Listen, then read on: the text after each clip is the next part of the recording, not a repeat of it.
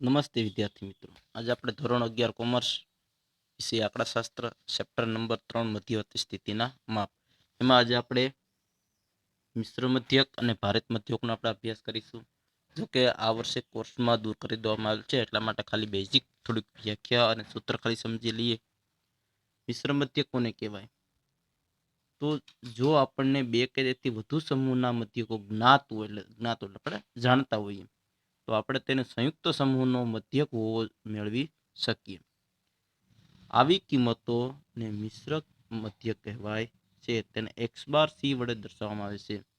વિદ્યાર્થી મિત્રો, વ્યાખ્યા અને સંજ્ઞા દર્શાવી દેવામાં આવેલ છે કે જો બે કે તેથી વધુ સમૂહમાં આપેલી હોય, દાખલા તરીકે કોઈ વ્યક્તિ છે, સ્ત્રી અને પુરુષ વચ્ચેની વાત છે, કોઈ વસ્તુની વાત છે, મને કિંમતના ભાવની આપેલ હોય છે. દાખલા તરીકે કઠોળમાં આપણે જોઈએ, અનાજમાં આપણે જોઈએ કે બાજરી અને જુવાર બંનેના ભાવ આપેલો હોય, બંનેનો મિશ્ર મધ્યક આપણે મેળવવું હોય તો બંનેની કિંમત આપણે જ્ઞાત હોવી જોઈએ, એટલે આપણે જાણતા હોઈએ. જો બંનેની કિંમતનું જ્ઞાત હોય અને દર વર્ષનો ભાવ ખ્યાલ હોય તો આપણે દર વર્ષના ભાવને ધ્યાનમાં રાખીએ અને બંને કિંમતની વચ્ચે આપણે જે સરેરાશ કિંમત એ મિશ્ર મધ્યક મેળવવો હોય તો આપણે મેળવી શકીએ. તો આપણે યાદ રાખવાનું છે, મિશ્ર મધ્યક જો આપણે બે કે તેથી વધુ સમૂહ મધ્યકો જ્ઞાત હોય તો આપણે તેને સંયુક્ત સમૂહનો મધ્યક મેળવી શકીએ છીએ. આવી કિંમતને આપણે મિશ્ર મધ્યક કહેવામાં આવે છે. તેને x બાર c વડે, x બાર એટલે મધ્યકની અને c એટલે કમ્બાઈન, કે જે ભેગું કરવું ટૂંકમાં આપણે, એટલા માટે x બાર c વડે દર્શાવવામાં આવે. ધારો કે n1 n2 થી n અવલોકનો ધરાવતા કે સમૂહના અવલોકનો મધ્યકો અનુક્રમ x બાર 1 x બાર 2 છે.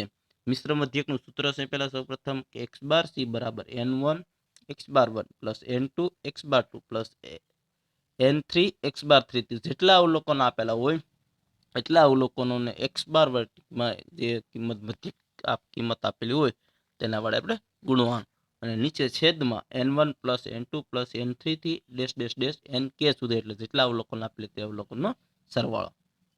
ઉપર પણ ગુણાકાર સાથે સરવાળો થશે, નીચે પણ ગુણાકાર સાથે સરવાળો. હવે એક ઉદાહરણ આપેલ છે, ખાલી સિમ્પલ સમજી લઈએ કે એક ફેક્ટરીમાં માલિકને ખબર નથી કે જાન્યુઆરી થી માર્ચ સુધીના માસિક ઉત્પાદનનો મધ્યક 350 એકમો છે.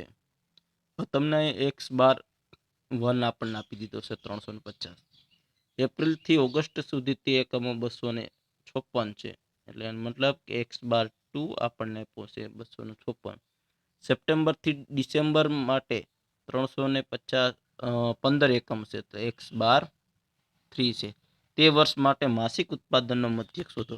તમને x બાર 1 x બાર 2 x બાર 3 આપણને મળી જશે, પરંતુ n1 n2 અને n3 મેળવવા માટે તમારે મહિનાને ધ્યાનમાં રાખવાના છે. અહીં કોઈ તમને સંખ્યા આપેલી નથી, પરંતુ આખા વર્ષના આપણા કેટલા મહિના હોય?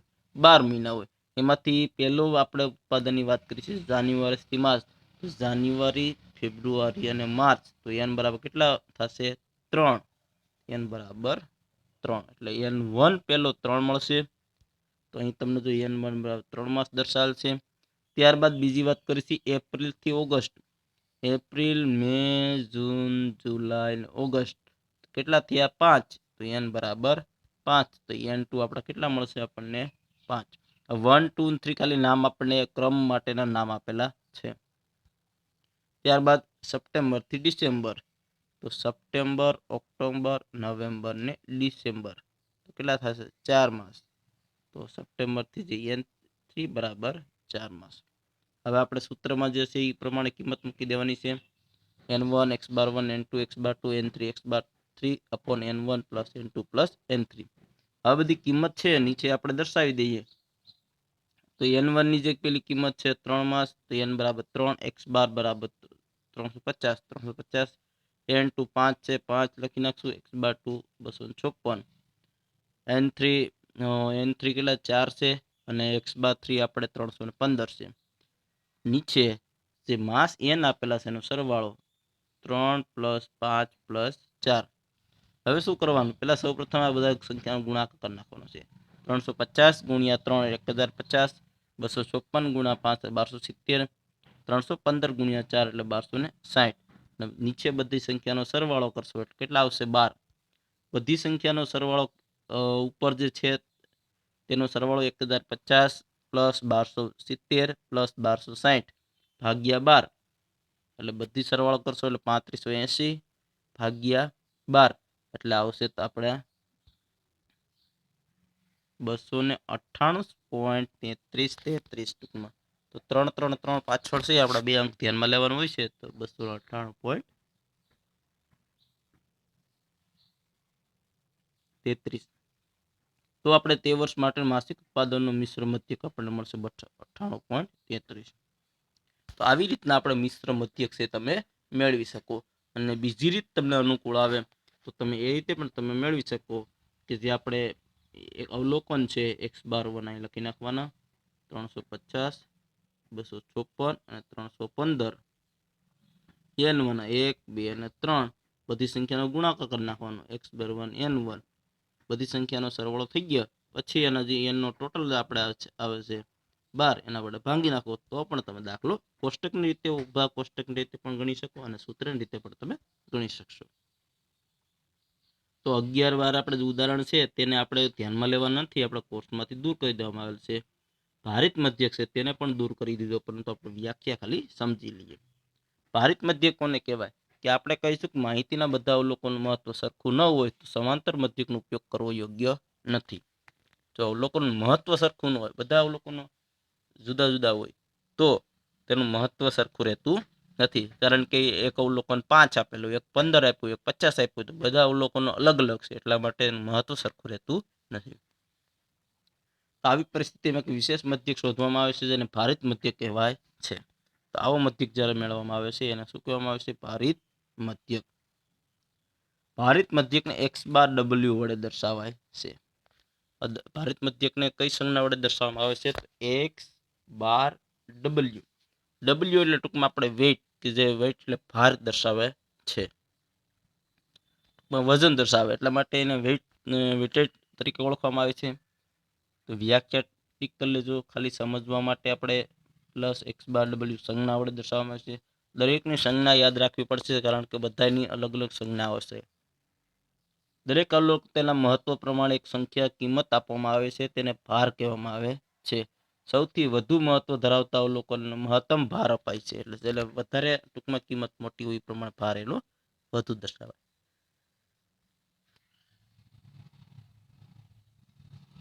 સૂત્ર છે ભારિત મધ્યક એક્સ બાર ડબલ્યુ બરાબર W1 x1 W2 x2 છે.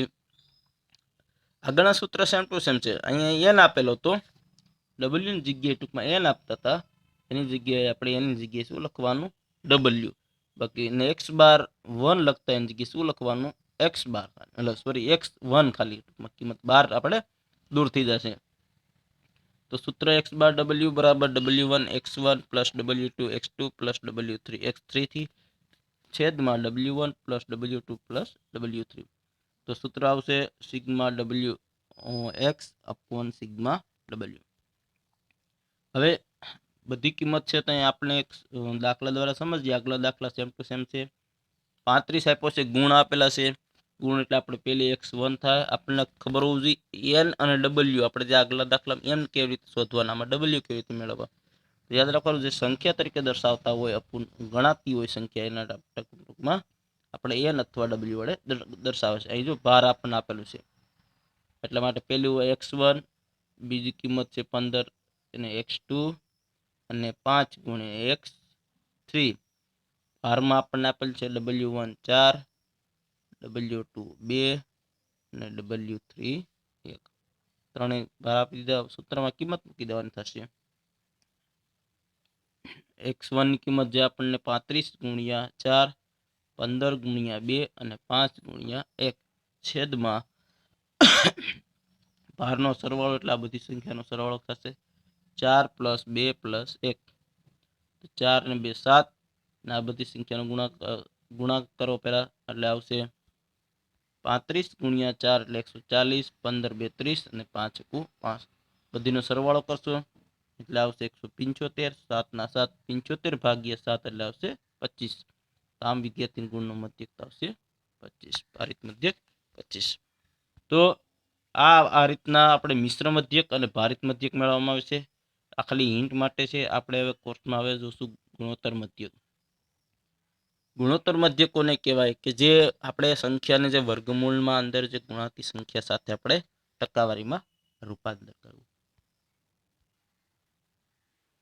ધારો કે આપણે સમય સાથે બદલાતા કોઈ ચલની અભ્યાસ કરીએ છીએ, જો આપણને ચલના ફેરફારોનો સરેરાશ દર શોધવો હોય તો સમાંતર મધ્યકનો ઉપયોગ કરવો યોગ્ય નથી.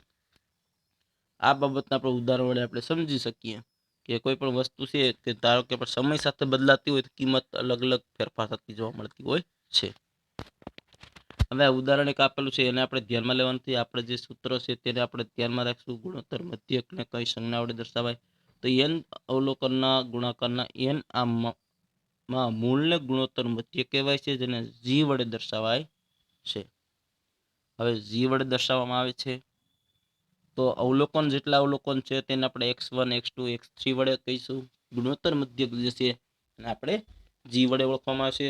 એનું સૂત્ર છે કે g બરાબર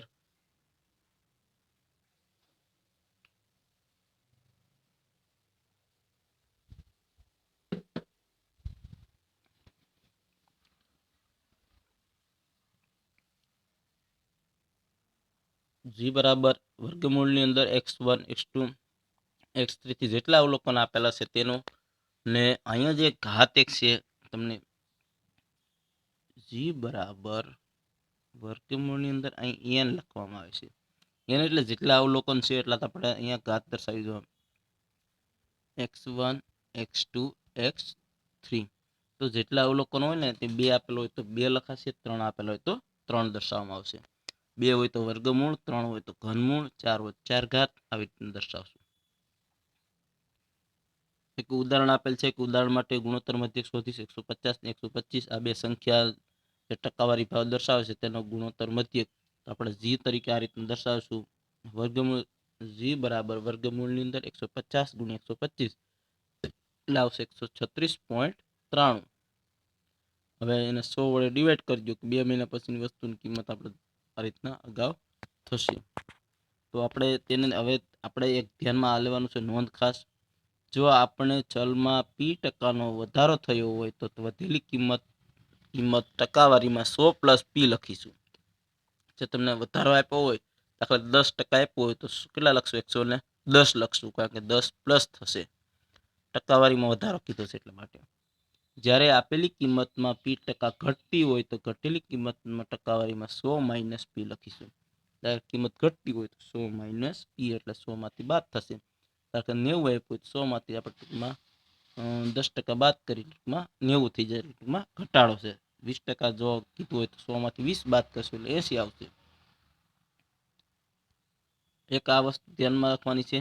આપેલી કિંમતમાં x1 x2 થી xn માટે સમાંતર મધ્યકની કિંમતો હંમેશા ગુણોત્તર મધ્યક જેટલી અથવા તેથી વધુ હોય છે. આ એક ખાસ યાદ રાખવાનું. x bar greater than equal to g. હંમેશા ગુણોત્તર મધ્યક કરતા આપણે જે સમાંતર મધ્યક હંમેશા કેવો હોય છે? વધારે હોય છે અથવા મોટો હોય છે, અથવા સમાંતર પણ હોઈ શકે, પણ એનાથી નીચે ક્યારે કિંમત હોઈ શકે નહીં. દાખલા તરીકે આપણે 20 આપી હોય તો અહીંયા 20 અથવા 20 થી કોઈ પણ 50 40 કોઈ પણ કિંમત હોઈ શકે, પરંતુ 10 ક્યારે હોઈ શકે નહીં, કારણ કે 20 કરતા નાની કિંમત આવે. અને બીજું, જો આ બધા અવલોકન કિંમત સરખી હોય તો જ x બાર બરાબર g થાય. બધા અવલોકન કિંમત સરખી હોય, દાખલા કે 5 5 5 5 આ રીતના આપેલું હોય તો બધી કિંમત સરખી હોય તો સમાંતર મધ્યક અને ગુણોત્તર મધ્યક બંને કિંમત કેવી થશે?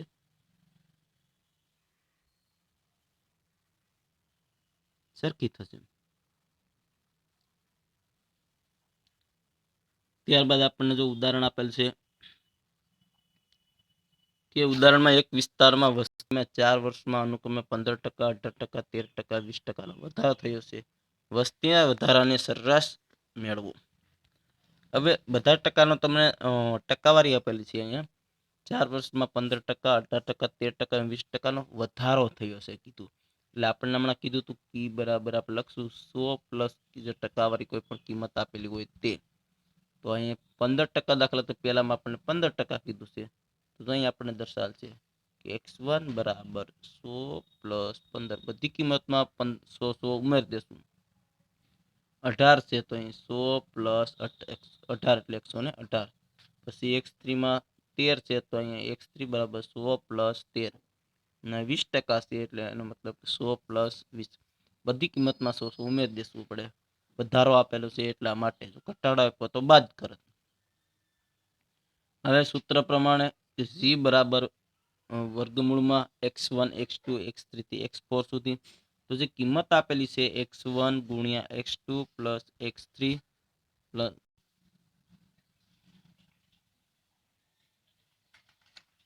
કે જો ગુણોત્તર મધ્ય કંઈ આપણને બે સંખ્યા આપેલી છે, બે સંખ્યાઓ 9 અને 16 ના સમાંતર મધ્યક ગુણોત્તર મધ્યક શોધો અને ચકાસો. x બાર જે આપણને આપેલ છે તે x bar greater than equal to g.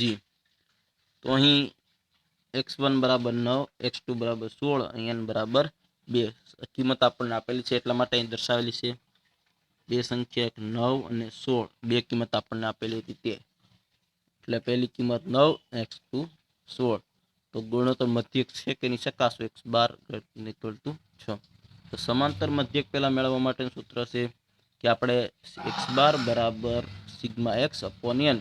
તો x બારની પહેલી કિંમત 16 અને 9 નો સરવાળો કરશો 25, 25 ભાગ્યા 2 કેટલા આવશે 12.5. હવે ગુણોત્તર મધ્યક શોધીશું એ સંખ્યાનો.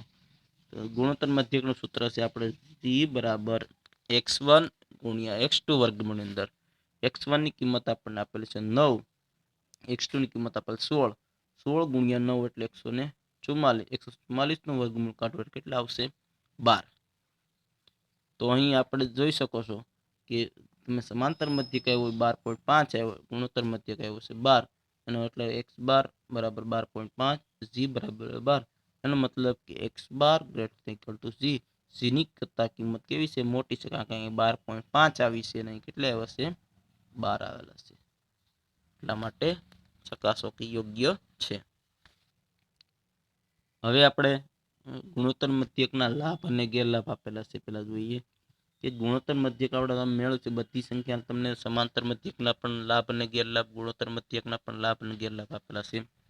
પેલું આપેલ છે ગુણોત્તર મધ્યકનો લાભ કે ચોક્કસ રીતે વ્યાખ્યાયિત થયેલી છે, કારણ કે ગુણોત્તર મધ્યક છે અને ચોક્કસ વ્યાખ્યા આપવામાં આવેલી છે. તે બધા અવલોકનો પર આધારિત છે, બધા અવલોકનો ઉપર ડિપેન્ડ છે, કારણ કે બધી સંખ્યાને ધ્યાનમાં લેવામાં આવે છે. વિશેષ બેઝિક ક્રિયાઓ માટે તે સુયોગ્ય છે.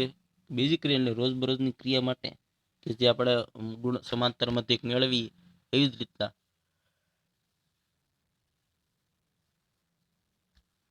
ગુણોત્તર મધ્યક પણ આપણે મેળવી શકાય.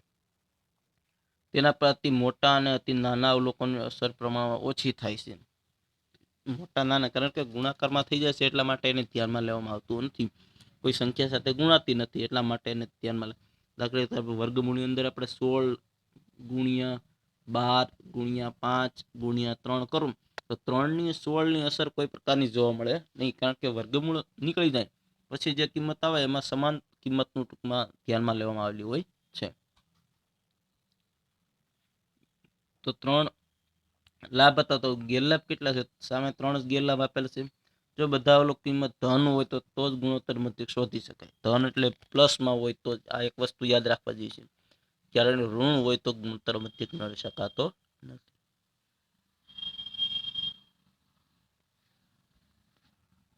ત્યારબાદ બીજો ટોપિક આવે તેની ગણતરી અઘરી છે. ગણતરી કેવી આપી છે અઘરી, કારણ કે જે ગણતરી લેવામાં આવેલી હોય છે તે ગણતરી અઘરી એટલા માટે છે કે જો ટકાવારી પ્રમાણ મોટું આપેલું હોય તો તમે ગણતરી સરળતાથી કરી શકો નહીં. ત્યારબાદ ત્રીજું આપેલ છે અવલોકન સંખ્યા વધારે હોય તો તેની ગણતરી વધુ અઘરી થાય છે. સંખ્યા વધારે દાખલા 10-12 આપેલી સંખ્યા આપેલું હોય, તમે વર્ગમૂળની અંદર બધી સંખ્યાનો તમે જો ગુણાકાર કરવા જાઓ તો સંખ્યા ખૂબ મોટી થઈ જાય અને ગણતરી પણ કેવી બને છે હાર્ડ બને છે, અઘરી. કારણ કે બધી સંખ્યામાં કેલ્સીમાં તમારે 12 અંક સુધી ડિજિટ સમાતા હોય, વધારે સંખ્યા સમાય નહીં અને ગુણાકાર મોટો થઈ જાય તો ટૂંકમાં તમારે કેલ્સીમાં એરર બતાવી દે. હવે સ્વાધ્યાય જે 3.3 છે એના દાખલા છે તમારે જાતે ગણવાના પ્રયત્ન કરવાનો છે. દાખલા સાવ સિમ્પલ છે. બધી સંખ્યાનો ગુણાકાર કરી અને વર્ગમૂળ ઉપયોગ કરવાનો થશે. આપણે પહેલા સૌ પ્રથમ ગુણોત્તર મધ્યકનો ઉપયોગ કરી અને g બરાબર કરી અને બધી સંખ્યા જો આવે સંખ્યા કેટલી આપેલ છે તો 8, તો તમારે કેટલી વાર 2 દુ 4 દુ 8 3 વાર કેલ્સી દબાવવાનું થશે. વર્ગમૂળનું જે બટન છે એ 3 વાર તમારે પ્રેસ કરવાનું એટલે તમને વર્ગમૂળ મળી જશે. સાવ સિમ્પલ દાખલો છે. ત્યારબાદ બીજો દાખલો આપેલો છે કે મશીનની કિંમતમાં પહેલા 4 વર્ષમાં 10%, 7%, 5% અને 2% દરનો ઘસારો થાય છે. જો ઘસારો હોય એટલે યાદ રાખવાનું કિંમત ઘટે. ઘસારો કોઈ કિંમત આપણે ગાડી લીધી હોય તો 80,000ની ગાડી લીધી હોય તો એનો ઘસારો બાદ કરી એટલે દાખલા તરીકે 8,000 બાદ કરી તો એ આપણને 72,000માં આપણી ગાડી પડતર ગણાય. તો ઘસારો હોય તો બાદ કરવાનું યાદ રાખવાનું. એટલે બધી કિંમત છે 100માંથી બાદ થશે. પહેલી કિંમત 100માંથી 10 બાદ કરશો એટલે 90 આવશે. બીજી કિંમત 100માંથી 7 બાદ કરશો એટલે 93 આવશે. ત્રીજી કિંમત તમે 100માંથી 5 બાદ કરશો એટલે 95 આવશે. અને ચોથી કિંમત તમે 100માંથી 2 બાદ કરશો એટલે 98 આવશે. તો આપણે આ કિંમતને આપણે ધ્યાનમાં રાખીને વર્ગમૂળ કાઢવાનું થશે. અને છેલ્લે જે કિંમત આવે એને આપણે 100માંથી બાદ કરશું એટલે તમારો જે સરેરાશ ઘસારાનો દર યોગ્ય છે કે નહીં ખાલી તે જોવાનું આપેલું.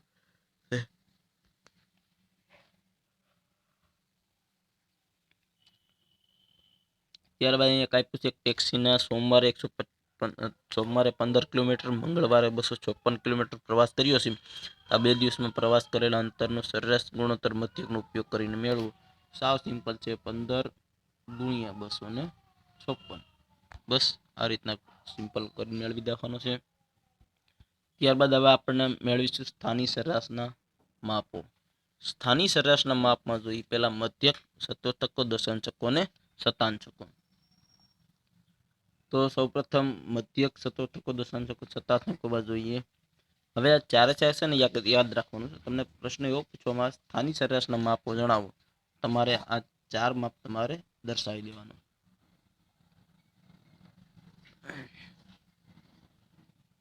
આપણે જોયું છે કે સરેરાશના આસપાસ સમાન રીતે વિતરિત થયા હોય છે તો તેવા અતિ મોટા અને નાના અવલોકનો ન હોય મધ્યકના યોગ્ય સરેરાશ ગણાય છે.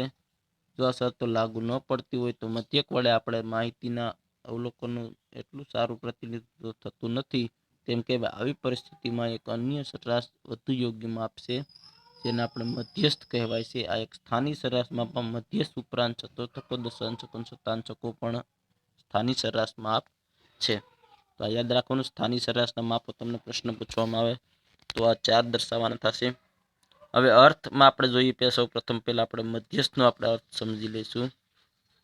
એટલે સ્થાનિક સરેરાશનો અર્થ આપણને આપેલો છે તે ઠીક કરી લેજો. અહીં સ્થાનિક સરેરાશ કોને કહેવાય કે આપેલી ચલની કિંમતોને ક્રમમાં ગોઠવતા કોઈ એક ચોક્કસ સ્થાન પર આવતા અવલોકનોના ઉપયોગ કરી મધ્યસ્થ, ચતુર્થકો, દશાંશકો અને શતાંશકોની કિંમત શોધવામાં આવતી હોવાથી આ સરેરાશોને સ્થાનિક સરેરાશો કહેવાય છે. હવે ચોક્કસ સ્થાન ઉપર તમને કિંમત હમણાં આવશે, આપણે દાખલા ગણશું એટલે ખ્યાલ આવશે. ચડતા ક્રમમાં ઉતરતા ક્રમમાં પહેલા સૌપ્રથમ કિંમત દર્શાવવામાં આવે છે. સૌપ્રથમ પહેલો આપણે ટોપિક જોઈશું આપણે મધ્યસ્થ, જેને આપણે મીડિયન તરીકે ઓળખવામાં આવે છે. તો મધ્યસ્થ કોને કહેવાય તો આપેલી યાદ રાખજો, અહીં ખાસ યાદ રાખજો, અહીંથી વ્યાખ્યા પણ આવશે અને સંજ્ઞા પણ આવશે.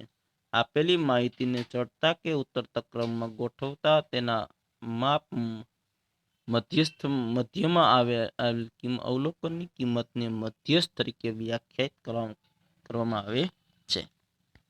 આપણે ખાસ યાદ રાખવાનું ચડતા ક્રમમાં ઉતરતા ક્રમમાં ગોઠવતા, કારણ કે કિંમત આપણને આપેલી હોય પરંતુ એને સૌપ્રથમ આપણે ચડતા અને ઉતરતા ક્રમમાં ગોઠવવી પડશે.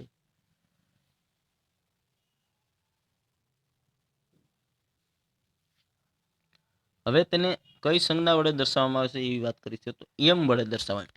મધ્યસ્થ છે એને કઈ સંજ્ઞા વડે નામ આપવામાં આવે છે એમ. એક્સ બાર આપણે સમાંતર મધ્યક હતો અને એક્સ, ગુણોત્તર મધ્યક ને જી, મધ્યસ્થ ને એમ. તો બધી જે સ્થાનિક સરેરાશના માપ આપેલા છે તો આ બધી કિંમતને અમુક સંજ્ઞા વડે દર્શાવવામાં આવે છે. બધી જગ્યાએ નામ દર્શાવવામાં આવતું નથી.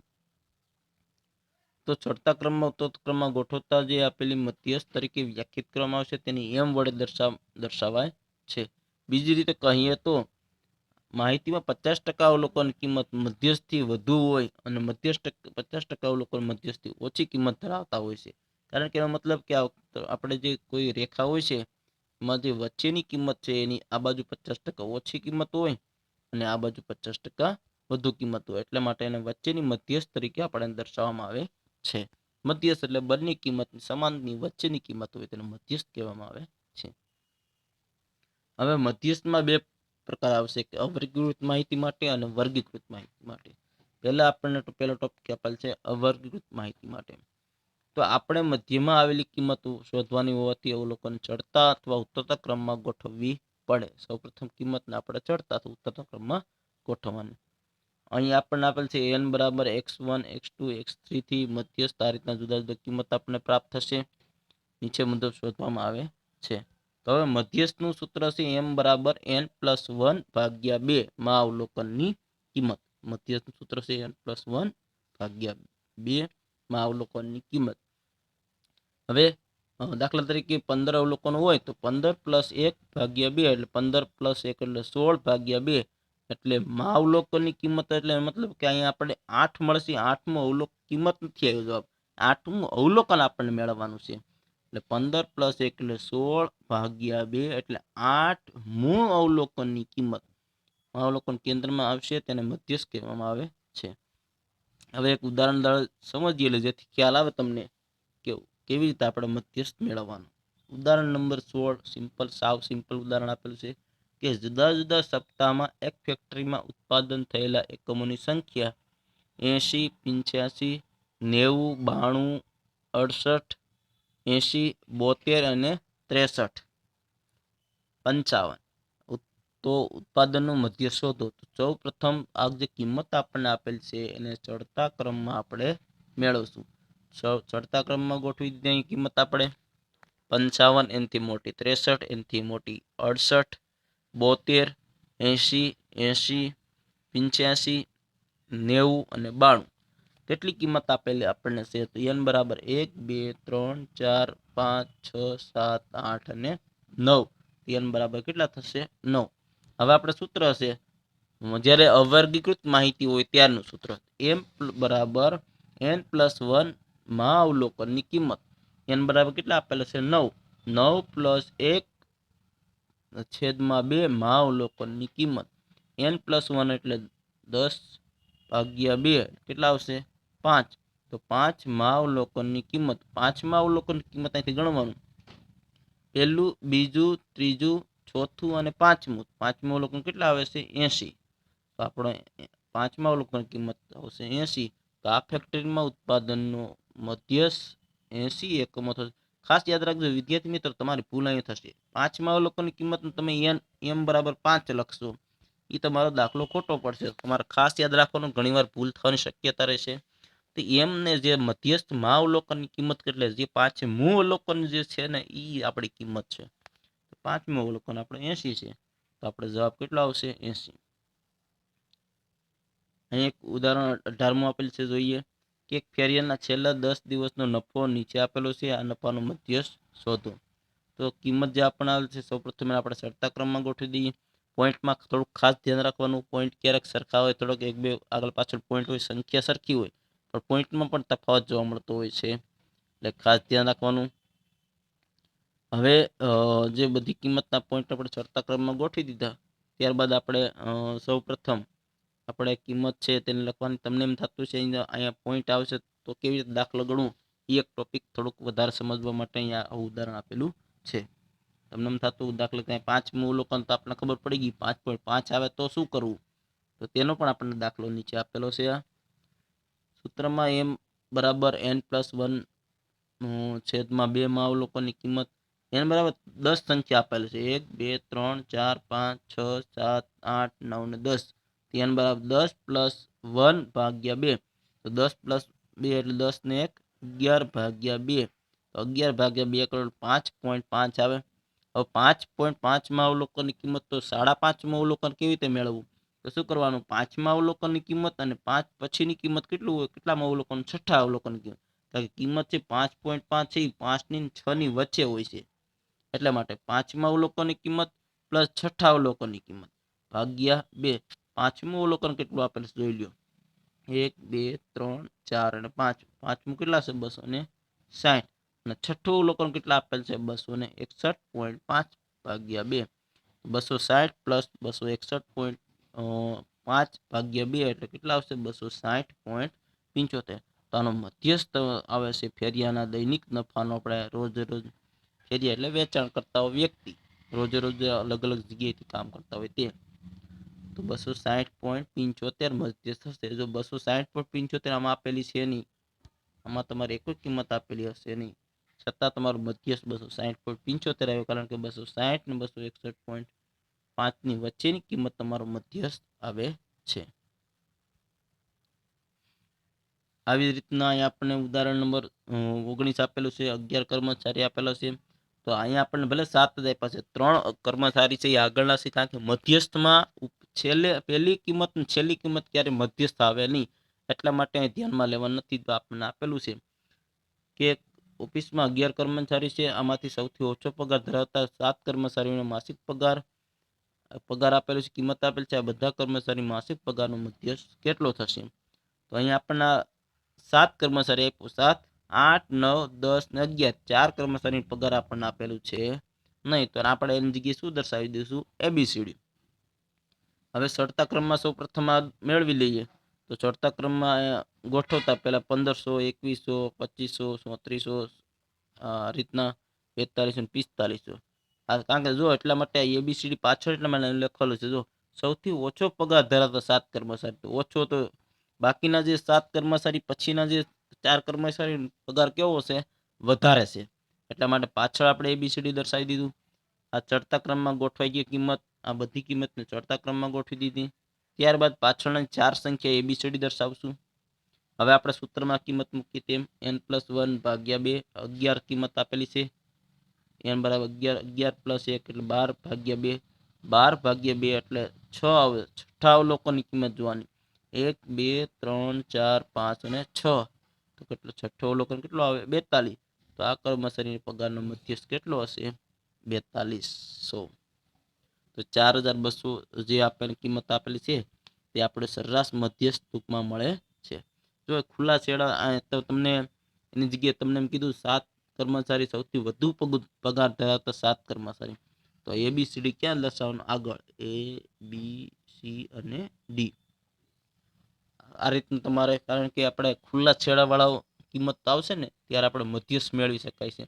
એટલા માટે આપણે આ સૂત્ર જે છે કિંમત તમને આપેલી નથી. જો તમારે મધ્યક મેળવવું હોય તો તમારે થોડીક ટૂંકમાં કિંમત ન આપેલી તો મેળવી શકો નહીં. કારણ કે એકાદી કિંમત ન આપેલી હોય તો મળી જાય, પણ બધી કિંમત મેળવવી થોડીક મુશ્કેલ બની જાય. નહીંતર સરેરાશ કિંમત આપણે એમને લગભગ કિંમત પ્રાપ્ત થાય છે. ત્યારબાદનો બીજો ટોપિક છે આપણે વર્ગીકૃત માહિતી માટેનો. આપણે આવતા લેક્ચરમાં સમજશું. ઓકે, સારું. હવે આ દાખલા તમારે પાછળ જે આપણે સ્વાધ્યાય 3.2 માં આપેલા છે તેનો તમે અભ્યાસ કરજો. Okay, thank you.